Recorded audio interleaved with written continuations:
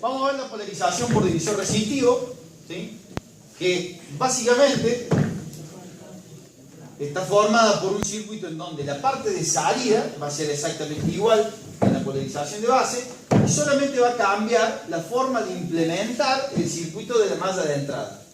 La idea es poder solucionar el problema que tiene esta polarización, que utiliza dos fuentes de alimentación. Es decir, vamos a tratar de hacer una polarización en la cual tengamos una sola fuente de alimentación, ¿sí?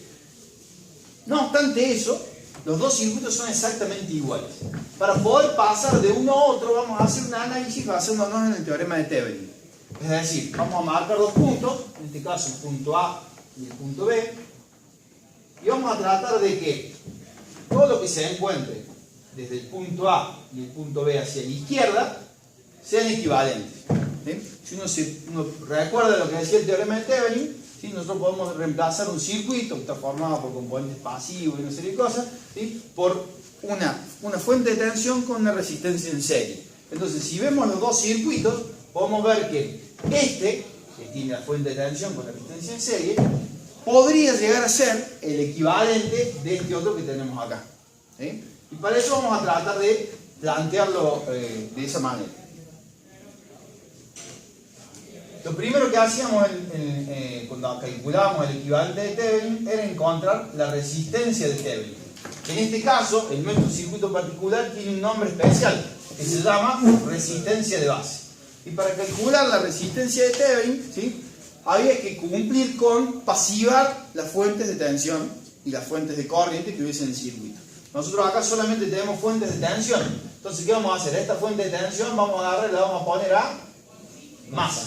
Entonces, ahora con esa fuente pasivada vamos a arrancar del punto A y vamos a tratar de llegar al punto B, ¿sí?, y encontrar cuánto es la resistencia. Salimos del punto A, llegamos a un nudo donde se bifurcan dos resistencias. Esta R2 queda conectada a masa a través de la fuente de alimentación que ha sido pasivada y la R1 está conectada a masa, ¿sí? Por lo tanto, esas dos resistencias están conectadas en serie o en paralelo. En paralelo están conectadas las resistencias, ¿sí? Para que no confunda, este punto lo podemos poner acá y vemos que las dos resistencias están unidas acá y a su vez están puestas a masa, es decir, que están unidas por el otro extremo también, ¿sí? Entonces, la resistencia equivalente de Thevenin, en este caso la resistencia RB, va a ser el paralelo entre la resistencia R1 y la resistencia R2, ¿sí? Esa va a ser la resistencia de Thevenin. El otro paso es calcular la tensión de Thevenin. En este caso particular, en nuestro circuito, esa tensión de Thevenin se va a llamar BBB, ¿sí? Y lo que había que hacer cuando hacíamos el equivalente de Thevenin para hacer el cálculo de eso, ahora ya sacamos esto que habíamos pasivado, lo que teníamos que hacer es analizar lo que queremos reemplazar, pero a circuito abierto, es decir, que esto esté abierto ahí, no tenga absolutamente nada que lo cargue al circuito, ¿sí? Cuando analizamos eso y buscamos la tensión esta de Thevenin, que es la que tendríamos entre el punto A y B, vemos que la tensión esa es el resultado de un divisor resistivo, que precisamente es lo que le da nombre a la polarización por divisor resistivo, ¿sí? Lo que nosotros necesitamos es calcular en este divisor resistivo la caída de tensión en la resistencia R1. Por lo tanto, vamos a hacer la tensión total VCC dividido la suma de las dos resistencias. Eso nos va a estar dando la corriente total que pasa por acá, y multiplicando esa corriente por la resistencia R1, ¿sí?, vamos a obtener la caída de tensión en la resistencia R1. Es decir, que el equivalente de Thevenin de la tensión va a ser VCC por R1 sobre R1 más R2. Esas ecuaciones nos permiten pasar de este circuito, que podemos decir el circuito B, a este circuito, que lo podemos llamar circuito A. Cuando yo tenga esto, si quiero pasarlo a esta otra configuración, ¿cómo encuentro el valor de BBB? Con la ecuación esta. ¿Cómo encuentro el valor de RB? Con la ecuación esta que tenemos acá. ¿Estamos de acuerdo? Eso me va a permitir, cuando yo abro una plaqueta, agarro un esquemático, lo que sea, si tengo un circuito de esto, poder pasarlo a esta otra configuración, que es la polarización de base, y poder analizarlo, porque todas las ecuaciones que conocemos para encontrar la corriente de colector y la tensión colector-emisor son referenciadas a este circuito, salieron de este circuito, ¿sí? Por eso que nosotros tenemos que convertir esto, el circuito B, al circuito A para poder analizarlo, porque las ecuaciones que tenemos son de este circuito, ¿Sí? Esto entonces nos permite pasar del circuito B al circuito A. Una vez que lo analizamos, ya tenemos todo listo, queremos volver a armar el circuito, ¿sí? No lo podemos armar así, porque si lo armamos así, ¿qué es lo que ocurre?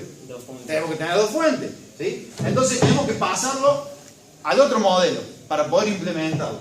Y en ese caso no vamos a hacer la demostración, simplemente vamos a escribir las ecuaciones porque es demasiado larga la demostración, ¿sí? Pero vamos a encontrar que el valor de R1 va a ser igual, espero acordarme, a RB sobre 1 menos BBB sobre BCC, ¿sí?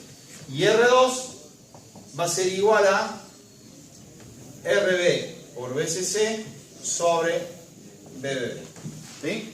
¿Estamos de acuerdo?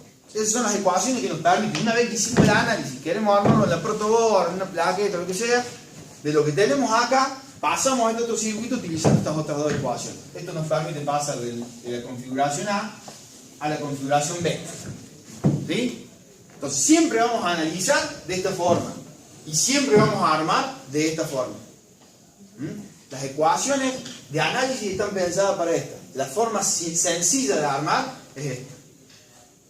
¿Estamos hasta ahí? Sí. Esto tiene una demostración, nosotros no lo vamos a ver. Y obviamente que si en algún circuito ustedes ven R2 y R1, que podrían encontrarlo así, o podrían encontrar RA y RB, ¿sí? Obviamente que lo que tienen que acordarse ustedes es que la ecuación de esta posición es esta. Y la ecuación de esta posición es esta otra. Sin importar el nombre que tenga la resistencia.